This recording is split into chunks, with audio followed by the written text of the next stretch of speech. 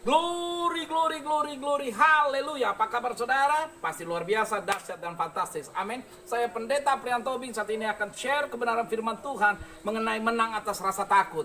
Saudara, saya mau sampaikan hari-hari ini banyak orang begitu takut, diintimidasi dengan ketakutan-ketakutan. Banyak orang terbelenggu dengan ketakutan. Banyak orang dirantai oleh ketakutan. Banyak orang diikat oleh ketakutan-ketakutan. Nah, hari ini saya mau bagikan 4 alasan mengapa orang takut. Supaya kita bisa terbebas dari ketakutan. Mari kita pelajari bersama secara cepat saja dari Kejadian 31 ayat 31. 4 alasan mengapa orang takut. Alasan mengapa orang takut. Kejadian 31 ayat yang ke-31. Lalu Yakub menjawab Laban, aku takut karena pikirku, jangan kau merampas anak-anakmu itu daripadaku. Saudara, yang pertama yang saya perhatikan, mengapa orang takut? Karena dia tidak menjaga pikirannya. Yakub berkata, jangan-jangan pikirku engkau akan merampas anak-anakku. Saudara, ketika kita tidak menjaga pikiran kita, itu membuat kita seringkali ketakutan. Kita tidak menjaga pikiran kita dari hal yang positif. Kita tidak menjaga pikiran kita dari hal-hal yang baik. Saudara, karena orang percaya tidak boleh takut. Orang percaya tidak boleh diliputi dengan ketakutan. Karena Tuhan tidak pernah memberikan ketakutan-ketakutan kepada kita. Saudara, mari kita buka 2 Timotius 1 ayat 7. 2 Timotius 1 ayat 7 dikatakan begini. Sebab Allah memberikan kepada kita bukan roh ketakutan, melainkan roh yang membangkitkan kekuatan, kasih, dan ketertiban. Sekali lagi, sebab Allah memberikan kepada kita bukan roh ketakutan, melainkan roh yang membangkitkan kekuatan, kasih, dan ketertiban. Saudara, bahwa kita orang percaya harusnya punya roh yang lebih besar. Tuhan tidak pernah kasih roh ketakutan. Saudara ingat 1 Yohanes 4 katakan ini, roh yang ada dalam kamu lebih besar kuasanya daripada roh yang ada di dalam dunia ini. Artinya apa? Kita punya roh yang ada dalam kita harusnya lebih besar dari roh apapun. Roh ketakutan harusnya kalah di bawah kita. Roh sakit penyakit apapun roh yang ada di dunia ini harus tunduk kepada roh kita. Karena roh kita lebih besar daripada roh yang ada dalam dunia ini. Artinya apa? Orang-orang percaya tidak boleh takut. Jadi saudara, yang pertama, kenapa orang takut? Karena tidak menjaga pikiran. Jadi bagaimana menjaga pikiran? Saudara, yang perlu diperhatikan ada 3 hal bagaimana kita menjaga pikiran. Apa yang kita dengar, apa yang kita baca, apa yang kita lihat. Kalau yang kita dengar hal yang buruk, kalau yang kita baca hanya hal yang tidak baik, kalau yang kita lihat, kita tonton juga hal-hal kekerasan, maka kita akan punya pikiran yang tidak baik dan seringkali ketakutan. Jadi yang pertama, alasan pertama mengapa orang takut, tidak menjaga pikiran. Yang kedua, mengapa orang takut? Kita buka 1 Samuel 15 ayat 24. 1 Samuel 15 ayat 24. Kita baca 1 Samuel 15 ayat 24 dikatakan begini. Berkatalah Saul kepada Samuel, aku telah berdosa sebab telah kulangkai titah Tuhan dengan perkataanmu, tapi aku takut kepada rakyat, karena itu aku mengabulkan permintaan mereka. Saudara, pasal ini, cerita ini, ayat ini bercerita tentang seharusnya bangsa Israel waktu itu akan mengorbankan korban bakaran. Tapi karena Nabi Samuel belum datang, dia terlambat, maka rakyat mendesak Raja Saul untuk membakarnya. Saudara, ini kesalahan yang fatal. Karena raja tidak punya hak, raja tidak boleh membakar korban bakaran. Tapi Saul karena ketakutan, desakan-desakan dari rakyatnya, dia bakar dan dia melangkai titah Tuhan. Jadi yang kedua, alasan yang kedua mengapa orang takut. Saudara, mengapa orang takut? Karena terlalu banyak dengar suara manusia dibanding suara Tuhan. Seringkali kita lebih banyak dengar suara-suara tetangga kita. Seringkali kita banyak dengar suara-suara orang di sekitar kita.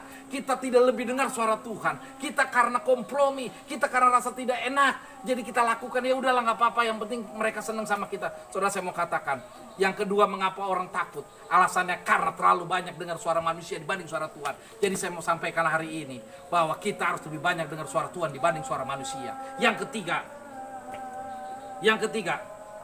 kenapa orang takut? Alasan yang ketiga, Mazmur 27 ayat pertama. Mazmur 27 ayat pertama dikatakan begini. Tuhan adalah terangku dan keselamatanku. Kepada siapakah aku harus takut? Tuhan adalah benteng hidupku. Terhadap siapakah aku harus gemetar? Kepada siapakah aku harus takut? Kepada siapakah aku harus gemetar? Saudara, yang ketiga, mengapa orang takut? Karena mereka tidak tahu akan firman Tuhan. Mereka tidak mengerti akan firman Tuhan. Jadi yang ketiga, mengapa orang takut? Karena tidak tahu firman Tuhan. Saudara, dibilang Tuhan adalah penolong, Tuhan adalah terangku. Apalagi alasan kita untuk takut kepada ketakutan-ketakutan yang ada. Tuhan sudah menyatakan, bahkan kita mengatakan bahwa kita adalah biji mata Tuhan. Kalau kita biji mata Tuhan, pasti kita dijagai. Alasan apa lagi untuk kita takut?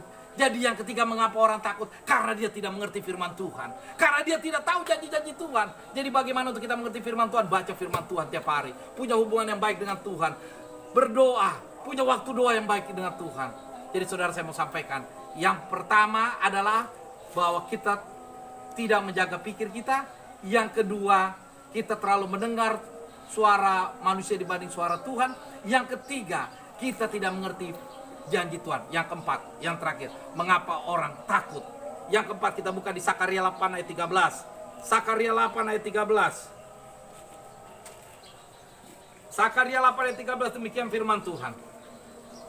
Dan kalau dahulu kamu telah menjadi kutuk, dan kalau dahulu kamu telah menjadi kutuk di antara bangsa-bangsa, hai kaum Yehuda dan kaum Israel, maka sekarang aku akan menyelamatkan kamu, sehingga kamu menjadi berkat. Janganlah takut, kuatkan hatimu. Yang keempat, yang terakhir, saya mau sampaikan, kita terlalu sering menoleh ke belakang. Mengapa orang takut? Kita terlalu sering menoleh ke belakang. Dibilang dahulu kamu kutuk, tapi sekarang kami jadi berkat. Kita seringkali diminta intimidasi dengan masa lalu, kegagalan-kegagalan masa lalu, kesalahan-kesalahan masa lalu, membuat kita seringkali jatuh, membuat kita melihat itu terus, kita selalu menoleh ke belakang sehingga kita tidak berani maju ke depan. Saudara, saya mau sampaikan, mari yang keempat, jangan terlalu banyak menoleh ke belakang. Saudara, saya mau sampaikan satu ilustrasi. Saudara tahu mobil itu kaca depannya itu lebih besar dibanding kaca spion. Artinya apa? Kaca depan untuk kita bisa melihat ke depan, kaca spion hanya untuk melihat ke belakang sekali-sekali. Tidak pernah ada kaca depan itu kecil, kaca spionnya besar. Artinya apa? Supaya kita lebih banyak memandang ke depan dibanding ke belakang. Kaca spion hanya dipakai untuk ketika kita mau menyalip, atau kita belok kiri atau belok kanan untuk melihat keadaan sekitarnya. Jadi masa lalu adalah bahan evaluasi untuk kita lebih maju. Saudara, apapun masalah saudara hari ini, apapun belenggu ketakutan yang saudara alami saat ini, mari percaya kepada Tuhan bahwa orang percaya tidak boleh lagi ketakutan. Kita harus menjaga pikiran kita. Kita harus mendengar suara Tuhan lebih banyak dibanding suara manusia. Dan kita harus tahu janji firman Tuhan. Dan yang terakhir, jangan banyak menoleh ke belakang. Selamat buat saudara untuk menjadi pemenang, dan tidak lagi ada ketakutan-ketakutan. Maju terus bersama Yesus, maju terus bersama Yesus menjadi pemenang, dan kalahkan ketakutan demi ketakutan. Lepaskan belenggu ketakutan, bebaskan hidup saudara. Haleluya, puji Tuhan.